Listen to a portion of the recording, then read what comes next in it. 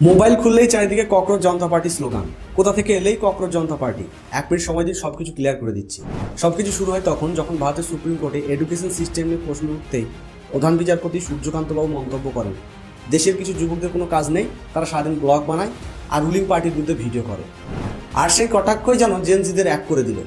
অভিজিৎ দীপকের তৈরি ককরোচ জনতা পার্টিতে যোগ দিতে শুরু করে লাখো লাখো যুবক। আজ সদস্য সংখ্যা 14 মিলিয়ন প্লাস। আমি যতক্ষণ এই ভিডিওটা পোস্ট করবো ততক্ষণে হয়তো আরও কয়েক মিলিয়ন পেরিয়ে যাবে।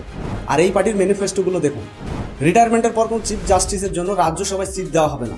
যদি কোনো বৈধ ভোটার ডিলিট হয়, ক্ষমতায় যে দলই থাকুক, সিইসিকে ইউএপিএ আইনে গ্রেপ্তার করা হবে। কারণ নাগরিকের ভোটাধিকার কেড়ে নেওয়া সন্ত্রাসবাদের অপরাধ সমান। সব জায়গাতে মহিলাদের জন্য 50% রিজার্ভেশন থাকবে। আম্বানি ও আদানির মালিকাধীন সব মিডিয়া লাইসেন্স বাতিল করা হবে।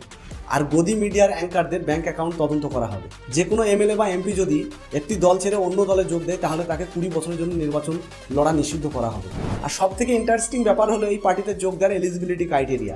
দেখুন, বেকার হতে হবে, শারীরিকভাবে অলস কিন্তু চিন্তা শক্তিতে খুব চাঞ্চল্য হতে হবে, প্রতিদিন ন্যূনতম 11 ঘন্টা অনলাইন থাকতে হবে, আর প্রফেশনাল হবে রাগ ঝাড়া জানতে হবে অন্যায়ের বিরুদ্ধে। আর এখানেও দেশের জেনজিদের আওয়াজকে দেওয়ার চেষ্টা করা হচ্ছে। রিসেন্টলি আজকের খবর, ককরোচ জনতা পার্টির ফাউন্ডার অভিজিৎ দীপকে অভিযোগ এনেছেন এই পার্টির ইনস্টাগ্রাম আইডি হ্যাক করার চেষ্টা চলছে।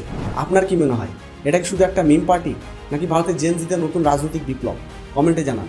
ভিডিওটি ইনফরমেটিভ মনে হলে লাইক সাবস্ক্রাইব অবশ্যই করবেন।